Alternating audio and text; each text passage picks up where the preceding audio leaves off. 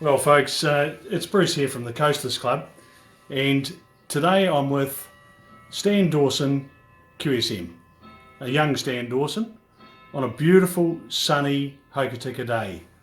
Stan, thank you so much for taking the time to talk to me and sharing your story with our coasters. What's your full name? Stanley Petrie Dawson. Stanley Petrie Dawson. Did you have a nickname when you were growing up? Not really. No. Some of them, my older brothers, were called Killer. So, when were you born? Oh, on the 19th of June 1934 1934. in Greymouth. And so, who were your mum and dad? My father was George Dawson. He was a bushman at Ogoys. Well, so he ended up anyway. Yeah. And my mother was Ruby Hibbs before she was married. They came from Camerons. Gosh, the Hibbs and the Dawsons and she's pretty strong up there even today, isn't it? Yeah. So, your dad was a bushman. Ogilvy's was quite a big company, wasn't it? Yes, they used to have tram lines going way up through Marsden and over right up into the back country. Not quite to Lake Brunner, but some days you could see Lake Brunner. Yeah, well, certainly we lived in Buller, and the name Ogilvy was well known coastwide. Yeah. It was sort of So where did your mum and dad first meet? Do you know?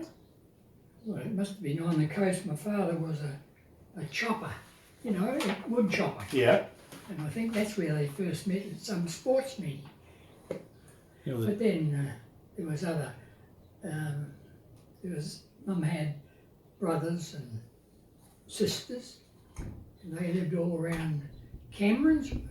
and Dawsons were Well, they're from way down south. yeah. Down our way. Is Dawson what nationality were the Dawsons originally? Scottish. That doesn't surprise me in the least. No, No money. no, look, you pay today, and I'll look after you. Yeah. So when whereabouts were you born? In Greymouth. At the current hospital, or where was it then? 1934. I think it was up against the hill, back off Shakespeare Street, somewhere there. Okay. It was a maternity home. And so when your mum bought you home, where was your first home? Tekinga, up on the Otera line. Really? That's where my father was working. And is that in past Lake Brunner? Just round the corner from Lake Brunner, yes. Oh, There's Moana, Ruru, Tekinga, Rotamano. Oh, so you come from tough country. So when you were a kid at home and you were growing up, I mean, today the kids, they do their phones and it's not as sporty as it was. What did you do as a kid growing up? Can you Used to go bird nesting. Yep. And we just did things that make swings in the bush out of super jacks and things like that. Just muck around in the bush until it became time to come home for tea, I suppose. So it get dark and you go home to eat. Yeah. Sounds very familiar. Did you have a job you had to do as a kid that you didn't really like? Well, I had two older brothers, and they were first in line to do the work, Yeah. and I was next.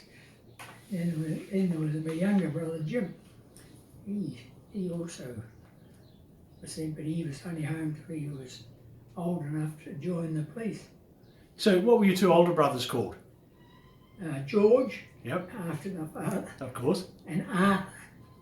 And was that Arthur with you last night at Yes. the Yes. John Sturgeon's Well, event? he played for Blaketown, and he coached Blaketown, I think, in rugby. Yeah. And he's got that concrete works at Camerons. Yeah, well, we've all got our little tubs that we bought from there Yeah, over the years. yeah, Coopers. Now tell me, when you were at school, you'd have started primary school. Well, whereabouts did you start primary school? Tekinga. What, head of school? Yeah. How many kids? Oh, there was 2 teachers. Oh, for heaven's sake. Yeah, well, it was a big country area, but So what was it? What happened in Te Kinga? Was it farming or was it sawmilling. the big sawmill there? They used to bring the logs across Lake Brunner from over the other side near Moana. Oh, did they float them over? Oh, they had a boat and a punt behind. They Right. had to dog them on, and they would carry them over. If they didn't get any logs, the mill wouldn't go. And so that I guess they'd all be big remus. Oh yes, oh yeah. And, And and heave other things, other types of logs or timber behind, you know. Yeah. That's Yeah. probably where some of them are getting them now. well, I see someone in the last few years, I suppose the last 10 years, someone was hauling them out of the lake itself. Yes, that's And right. So they must a lot have of them, preserved. a lot of them coming over, they lost in the rough. It gets rough, that Lake Brunner. Yeah, it comes up quick, doesn't it? It does. So, school. I've learned something already today. I had no idea there was a school at Te Kinga. Kinga, there used to be, yeah. And it's not there now. No. When we then father shifted to Gladstone, you know, just out of Greymouth. Dawson country. Oh, Dawson country. Oakley country. Yeah. Yeah. Well, we had a house there, and my grandmother lived at Cameron's. And of course, we used to come down from Te Kinga on the train, you know, that Puffin Blue train. Yeah. To Greymouth and then out to Cameron's. We had our holidays there, and there were, you know, all the different things that happened. My uncle Arthur Russ and they went white painting, and we'd go down and have a look and, you know, just play around. Great fun as kids, wasn't it? When you were at school, did you ever read books? Not a lot. So, when you left primary school, Yeah. you'd have gone to high school, I guess. Yes, but when we shifted from Te Kinga down to Gladstone, Yeah. and we had to walk to school at Cameron's. Wow. Walk down the railway line. Yeah. It was only a couple of trains a day, and walk home again. How long- There was no one there to pick us up. How long did that take? Eh? How long did it take to walk? Oh, Because that's a fair way, isn't it? depends how many. Yeah. Oh, it would take you about an hour, I suppose. Sometimes 3/4 an hour. Depends if you ran or walked or crawled home, throwing stones or something. So, which high school did you attend? Greymouth Was it called- Technical School. It was Oh, before, Greymouth Technical School. and did it got renamed to Grey Main, I guess, did it? No, No? it's Greymouth High School. Oh, okay. The technical part was they taught carpentry and engineering. Same as Buller, same as Westland. Yeah. Yeah, that was. Hey, and you know what? I'll bet you they're wishing now that they'd kept on doing it. Yes. You know. So, if there was a favourite subject at school at high school, can you remember one? Guess no. I like maths, but I wasn't that great at it. Yeah, I guess if you're comfortable doing it, that's Yeah. a good thing. Did you Stan? Did you have a favourite teacher? And if you did, why was that he or she? You know, what was it about? Well, when I was at primary school, we had a Miss Donaldson, and she come from up Naihiri way, I think, the Donaldsons, and she was good to Yeah. us. And she used to come home the odd time to have an evening meal with us. Of course, we were well behaved, and Yeah, well, we wouldn't put anything out of place. there's a lot of Donaldsons in that up that Grey Valley, isn't there? Yeah, that's where she came from. Wow. So, what activities or sports did you play in high school? Oh, in high school? Yep. Oh, I played rugby for the first 15 when I got old enough or big enough, and What position did you play? halfback. Yeah, it goes without saying. Yeah. And you're pretty quick. Oh, reasonable. I thought I was. Yeah. Got a few knocks and bruises, but I enjoyed it. And after I left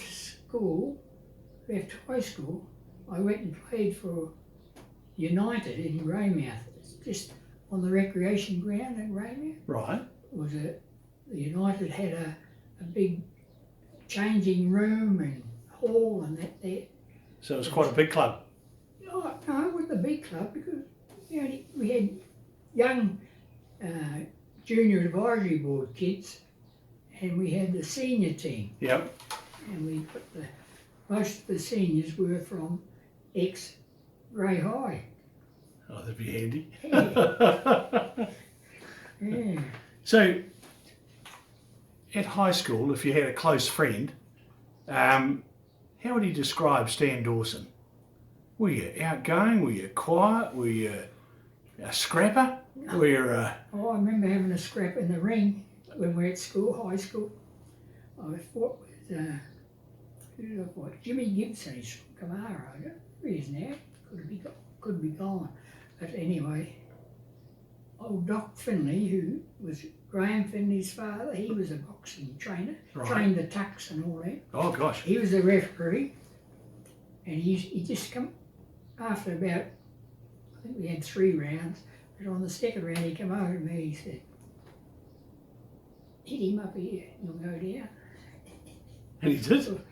No, I didn't get him down. I didn't like it. In that era, there was Greymouth had a lot of fantastic boxers, didn't it? Oh, they did, yeah. You know, some of the New Zealand champions and Well, the tucks were. yeah. Yeah. And are the tucks? Are they? That'd be the family where, say, Colin Tuck's a grandson now. Is it that same family? Well, they're relations, but the tucks actually came from Nelson Creek. It's Okay. another spawning area up Yep. north of Greymouth. Wow. But Tommy Hibbs, he's a cousin of mine. He was a boxer. Of course, then they had Cliff, who's since passed on, and then there's Ron, who was the mayor of Greymouth. Yep. Yeah. Yeah, they're a very sporting family, weren't they? Oh yeah. Well, and still What are. else do you do? Yeah, no, I agree. Was so when you went to school, was there anything as you were getting older and you were realising that you're going to have to go and work? Was there any job that you had lined up where you said, "I'm going to go and do that"? Yeah. Well, I took engineering after the first year at school, but I didn't carry on with that. Yeah. There was an engineering shop all around, but I never joined any of them. I just went and worked in the sawmill, classing timber of all things. So you were stacking. Yeah. You know, I was out bringing the timber out from the mill Yeah. onto the yard and stacking it. Yeah, and Clean, OB, yeah, that's it. Park. Yeah, my dad was a sawmiller. Oh no. Oh dear. Oh, so that was your first job. It was my first job. Wow. Well, in the holidays and that, I used to work at the Concrete Pipe Works, which is just down the road from Overley. Yeah. And they had concrete pipes. They had a yard full of concrete pipes. They used to spin the concrete, and they just bucket the cement in, and it would stick. They must have been busy in the early days of building roads on the coast. Oh, yeah. They must have been flat out. Yeah, well, where do they get them from now? Over the hill? Yeah. Crazy, isn't it? Yeah. So, what happened after the sawmill? Where did you go? I mean, I'm dying to get to where you joined the police, but I mean, let's not rush it. What did you do? What did you do after the sawmill? Well, I didn't have another job. I went when I was I 20 or 19 when I joined the police. But I shifted in the meantime down to Invercargill. Oh. Well, my younger brother, he was down there, and he was a policeman. So there was 3 of us in the police, and so I joined. I said, oh, well, I wouldn't mind having to go up to police, being a policeman. And he went and saw the senior sergeant, who Charlie Matheson. He said, my brother's interested in joining. He said, well, bring him down. So I went down and he said, first thing he said, sit down. I said, so I sat down. He said, you got a pen with you? I said, no. What do I want a pen for? Oh, he said, I want you to sit this exam. I said, oh, hell yeah. Luckily, I must have passed, or he gave me a few ticks anyway. Yeah. And that was in Invercargill? That was in Invercargill. Yeah. Long after, someone measured me up, and the uniform arrived from Wellington. So I went down and they fitted me and everything went right. And then they put me out the street. And I didn't know anything. And were you married at that stage and you met your good lady? Yes, I was. So, how old were you when you retired? I was, how old was I? 55. A young man. Well, I don't know why I retired, but I retired. Anyway, they told us we would get superannuation the same if we went along to 60. So I thought, what the hell am I doing here? I could get my head kicked in. Yeah. And I had a Danielle was born. So I just said, oh yes, I'll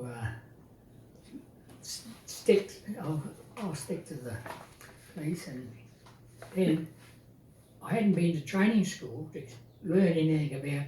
I don't know how I arrested a fellow one night for misbehaving, outside in the picture theatre. I didn't know what the hell to say, and when I got to court, I said your full name and who you were, and I can still hear the magistrate saying to the prosecutor, "You better lead him through. He hasn't been to training school yet." So he asked me the questions and I answered them. Anyway, it wasn't a big deal. So let's have a talk about your police career, because it was a long one, and of course, and in on the coast here, you're just so well known. All of us had a brush with you at one stage or another, and in a good way, I may add, even though we might have been not misbehaving at the time. Oh. So you went from Invercargill? I went Invercargill to the training school. And where's that? Trentham, okay. Mm-hmm. And did my time there and got through that. Luckily, I don't know how, but I did get through it. And they transferred me to Greymouth. Oh, so Greymouth was the first port of call on the coast? Yes, it was. And I was there, I don't know. I lived up Marsden Road, if you know where Marsden I do Road indeed, is. yeah. 86 Marsden Road. It's a wooden house. Hmm? A wooden house up there. Next to Zampese, the bootmaker. Yep. And, Yeah, I've got relatives that live up there, and And I used to, I never had a car. I had biking down to in the early morning, 5 o'clock start. So you bike to work? Bike to work. With your hat on and the whole... No, I left there. I had a thing at the station. Yeah. With my name on it. And my head's a bit big, so the hat wouldn't fit many people. Used to go down over their ears. So what was policing like in those early days? So roughly what year would that have been? Would that be the 50s? Would it be something like that? 60s, I think. 60s. Mm. And so what was policing like in those days? We had a sergeant with us not a lot of the time. There was 4 or 5 sergeants in Greymouth. I know we went to the recreation hotel. This is just off the road. Yeah. Yeah. And I went with Sergeant John O'Kane, and these fellas come running out from the back of the recreation hotel because he pressed the bell once and they all scattered, you see. Yeah. So he said to me, chase those two. So I chased them. We went down towards Cowper Street, which is overlooking where the netball courts are. Yes. And as they went round the corner, the first fella fell over and that fella fell over the top of it. Oh, they just lay on the ground. And that was that when there was 6 o'clock closing? That's right. 6 o'clock closing. Well, Stan, why did they bring 6 o'clock closing in? What was that all about? Oh, that has been in for years. But here on the coast, they seem to... It was 6 o'clock closing when they opened the licensing laws. Oh, okay. Yeah. Okay, and so how strict was it? I know that in Well, 90s... it was strict sometimes. Yep. Other times it wasn't. But if there was somebody rang the police station and said, "My husband hasn't been home from work yet, and it's now 8 o'clock. He's at such and such a pub. Will you go and clean him out?" Or that's to the sergeant. Yeah. Whatever, ring the bell. He won't be there for long. Yeah, off home they go for tea. home. Oh, I love it. I love it. During your time in the police, were there any major incidents, any that you can recall which were really hard to handle? Well, Really? not really, but I mean, I got called with another constable to shooting over at Arthurstown. The girl, Climo, Climo shot her and got off the murder charge. I do remember that. Yeah. Yeah. And, well, that was a bit of a bugbear because we thought we had enough evidence to convict him, but anyway. Coast juries have often delivered unusual results, haven't they? Well, You know, they have. it's a They're still doing. I see the fella broke a fella's nose up at the dairy company, but he got off. yeah. I guess the jury hears the evidence and then away they go. Yeah. So, when did you first start dating? Ooh, well, a fair while ago, Ruth was a sister at the hospital in Greymouth. Is that where you first met her? Yeah. How did you first meet her? Oh, yeah, I first met her. Probably at a dance. Looked across the room, gorgeous girl sitting over there. Yeah. Yeah, Welsh you're girl. my Welsh. Oh God, a bit of Scottish and a bit of Welsh, Yeah. all mixed in. Yeah. And so, do you remember where you took her on your first date? How did you manage to We convince her didn't to go to a go? dance at Gladstone or Kamara. Right. Or St Columbo Hall. There's always dances on every Saturday night. I think that's something that's missing these days, isn't it? Yes. They're fantastic, and they really were. Now, how many children did you have? Did you and Ruth have? Had 3 girls. 3 girls. Couldn't you make boys? Oh, something wrong somewhere. Well, the Dawsons were pretty good at boys. Didn't they have recipes? I didn't, but I missed out along the line. Can you remember? So the first date with Ruth would have been to a dance somewhere. Yeah. I guess But then I was. Oh, wait on. She came to Invercargill too, and when I was working down there, because I hadn't been to the training school, you see. So she came to Invercargill and I got a flat. And So did she transfer down there with the hospital? no, she didn't transfer. She left Greymouth, and then the Neil was born after. Oh, I don't know. I have to ask her when she was born. Yeah. But anyway, that was it. And then as soon as I went to training school, they transferred me back to Greymouth. Oh, So anyway, the rugby boys. The boy. But I guess it would have all settled. It would have all settled in. How would you have described Ruth as a young lady, and you're a young man? Oh well, she was pretty. She was pretty outgoing. She talked different language in some ways. Yeah. And you could tell she was Welsh. Was the accent always in there? That just in behind there. She never lost it. Wow. It was there. But she was pretty real. She finished up being the boss at Westland. Yeah, she's. And that's when that's a few years and it closed. Westland closed. Yeah, no. And she started driving back forward to Greymouth.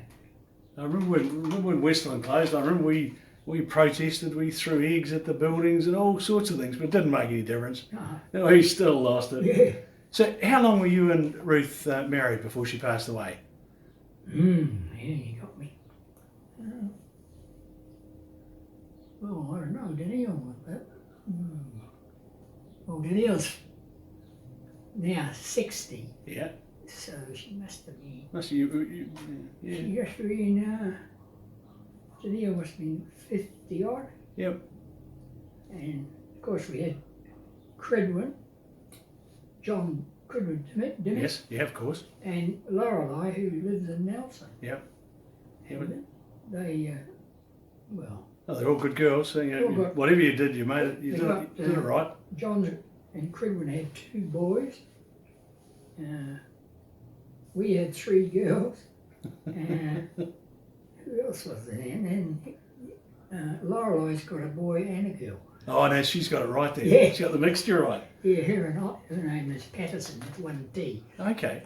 When do you remember when you and Ruth first found out that that Danielle was going to be on the way?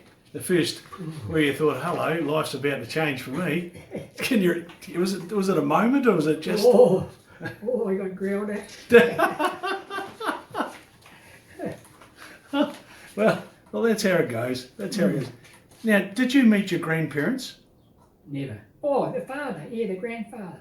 He came out here and said he was going to stay for a month, but he stayed for, I don't know, quite a time. Probably a year and a half. And he lived with us up in Spencer Street. And he came out from Scotland? No, he came out from Wales. Oh, from Wales, okay. Yeah, but he wasn't a Welsh, he was a he was Englishman. Yeah. And did he ever tell you about his life? What did he do? He was on the boat for a while, and then he had a job as what was he? He was I have to ask the name. I don't know. Yeah, no, it's His name was Benning anyway. Ernest Benning. Ernest Benning. Benning. Right. Oh, Benning. Benning. Oh yeah, Benning. Okay. Oh dear. When you were growing up, who was the? Can you remember meeting a really old person? Ooh. Someone who was Huey Burns. I can remember him when I was a kid up at Tekinga. Right. He lived in a hut up the railway line. You walked up the side of the railway line. One took up Christchurch. Yeah. And he had a hut up. You could see it from the Tekinga, but he used to walk down to the shop with a sugar bag slung over his shoulder. Oh, I love it. I love Nice beard. And what did he do? Did you know? Whoa, no, I don't know what he did. 'Cause I remember. Do you remember the roadmen that used to be on the roads? They'd often live in a hut, didn't they, and fill in the potholes. They did. A lot of them did. Yeah. Yeah. They were tough old fellas. Oh, they were.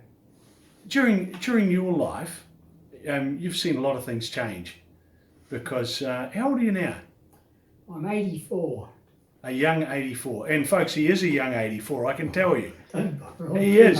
Listen, I bumped into him in Revel Street the other day. He was pounding down the footpath, and I thought, by gee, you're in good nick. Oh, Yeah. I just saw something here. This comes in every month from the police association. What did I see? In here. Oh, hell. Remember, when your parent is a cop. It's a story about when your parent is a cop. Yeah. And it goes on to say about, kids whose parents are cops are always super proud of their mum or dad, but sometimes that pride is overshadowed by fear and anxiety that can creep into a child's mind. So it's by Alan Brooke. Actually, you could understand that. Yeah. Yeah, absolutely. Absolutely yeah. understand that. Oh yeah. So, Stan, what are the biggest changes you've seen in your life? Have there been anything, has anything occurred, vehicles or technology, or what's occurred that's... Vehicles, I mean, we only had, we didn't have a police vehicle here in Okotika. But Arthur Gilman, Yeah, late Arthur Gilman, yeah, he had a car and he got paid mileage to. We got a call at 12 o'clock at night or midnight, and we had to go to Cockatoy or Canary or somewhere else, yeah. and he'd have to get his car out and pick us up and take us out to the. And charge mileage. And so there was no police car. Oh, Oh, for heaven's sake. I don't know how much he got, I forget now. Would be 10 cents a mile or something like that. And do you remember when the first cars started to come along? What were they? Holden's. Holden car. Right. All painted blue, white, with red lights and blue lights on. Oh, so they had all the trimmings on the top. Oh yeah. You'd feel pretty good driving one of them around, wouldn't you? Drive down through Hokitika town and people be looking, Yeah. you know, with their mouth open. Say, what's going on? What's going on? So obviously the advance in cars was a big thing. Yes. Technology. You know, has policing become safer today, or is it still? Oh, it's getting, I don't know, it doesn't seem to be safer. It seems to be a lot of police get hurt, you know, some of them get smashed on the head and that. They say that I haven't had any personal experience, but they say that the drugs in the country these days changes everything. They're a terrible thing. It's this thing called P. Yeah. Everybody's grabbing at it, you know. Yeah, it's no good. The trouble. Yeah, and obviously the people become violent. They have no idea what they're doing. They don't know what they're doing. There was a policeman from Nelson who came down and we had breakfast with him, a whole group of us, and he was explaining that a P habit can cost $2,100 a day, and the only thing they can do to feed the habit is to become a dealer, and so this dealers being created all the time. A terrible thing. But there was a bit of cannabis about, you know, growing it and things like that. But I never come across a hell of a lot of it. No, I have to say I don't think I've ever been to a party where it was at. So. But now you see that people are putting different things into the cannabis smoke. Yeah. And they go into hospital unconscious. Yeah. Dying. And dying. Yeah, the deaths at the moment terrible. When was the first time you saw? When did refrigeration come in? Because you were born 34. Must have been a long time after that, was it? Oh yeah, it was a safe. So outdoor safe. Yeah. Well, it was built into the house. Yeah. And it had sort of that. Oh yeah, the netting. Metal mesh. Yep. Yeah, that was on two sides or in the back, and. So the wind did blow through it. Yeah, the wind blows through, but the door, they had a wooden door, and it's closed with a fastener on it. And how long would meat last? Well, it wouldn't last too long. It depends on the weather, of course. Yeah. But it probably 3 days at the most. So where did you get your milk from? Oh, we used to milk cows. So you'd straight. You get fresh milk. Fresh milk. Every day. Yeah. Yeah. And what about your bread? Well, it used to come to the local store, and a jug of low owned it. Pommy Low, he called me. Right. And he was good, and he had his wife and daughters. They were there, but they soon moved on. And then after everybody moved out, because the forestry closed some of the bush gangs and Things changed. all big change. You know, because they used to go down to what do they call it? Hoona, in from Mitchell's. Right. And they used to go across the Arnold River at the lake, where the lake and the Arnold goes right down through Aratika and all those places. Oh, is that how where there's a dam. Yeah. Yeah. Oh, for heaven's sake. Yeah. Well, that was all from Lake Brunner. In your life, was there someone you ever come across who was wise and helped you determine your direction? Yeah. Well, there was a fellow called Jack Ryan whose father was a JP, and he worked in the bush with Dad. And he asked Dad to see if the lad would like to go up to his father's farm in Rodamana. All right. So I did, and I had quite a, you know, I learned a lot about farming, driving a tractor, milking cows, putting machines on, you know. Sounds like life, learning about life, doesn't Yeah. it? And so he was a good guy? Oh, great guy. Yeah. Yeah. How would you describe your sense of humour? Ooh, I can laugh at a lot of good jokes, but some of them get a bit hard sometimes. You've always had an easy laugh though, haven't you? Yeah, oh yeah. You know, Sure. you really have. Oh, I've got to laugh. If you don't laugh, you'll cry. Yeah, exactly. Stan, have you ever met any famous people? Ooh. No, I didn't go to, well, I probably have, but I can't think of them all. Did you ever meet the Queen or the Prince of Wales or any of those when they came I met the out? Governor General when I went up to get me gong. The QSM. Yeah. That was a pretty exciting day. Oh, we had to go to Wellington. Oh, Well, yeah. it was exciting. Yeah, it would have been good, wouldn't it? Oh, yeah. And we had free board. We took Credwin with us. Yes. She was, Danielle was a bit peeved because she couldn't go. I'm sure she's got over it. Oh, she well over it. So who was the Governor General that presented you with the QSM? Oh, his photos out there. What's his name? So that was the Governor General at the time was what was his name? Sir Paul Reeves. Sir Paul Reeves. Okay. Yeah. I already had my long service ribbon. I don't know. It must be after, I don't know, 12 years or something.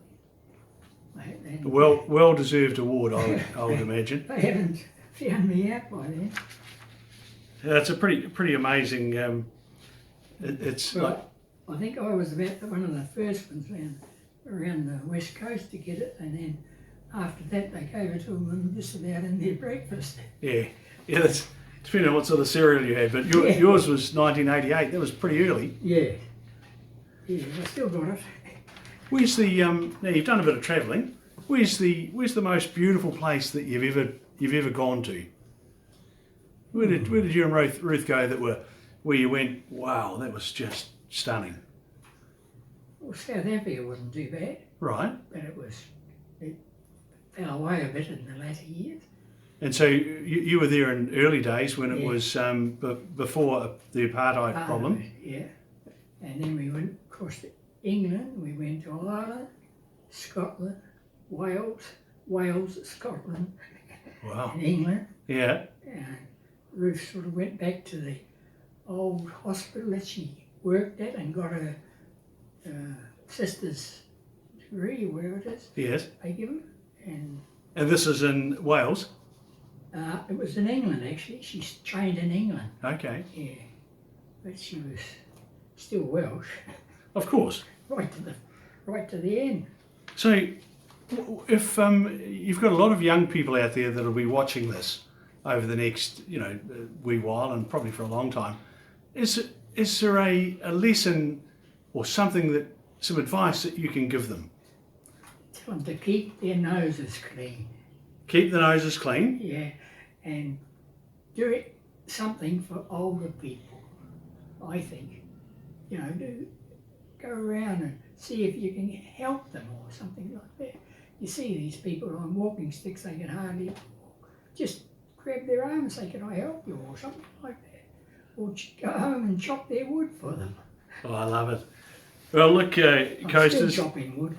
I don't doubt that. Yeah. So Coasters, you'll find the full interview here today on the Coasters Club channel. It'll be there now forever. There'll be a copy in the Hokitika Museum, and of course you'll be watching this over a series of interviews on Facebook. But Stan Dawson, QSM, thank you so much for taking the time to talk to me.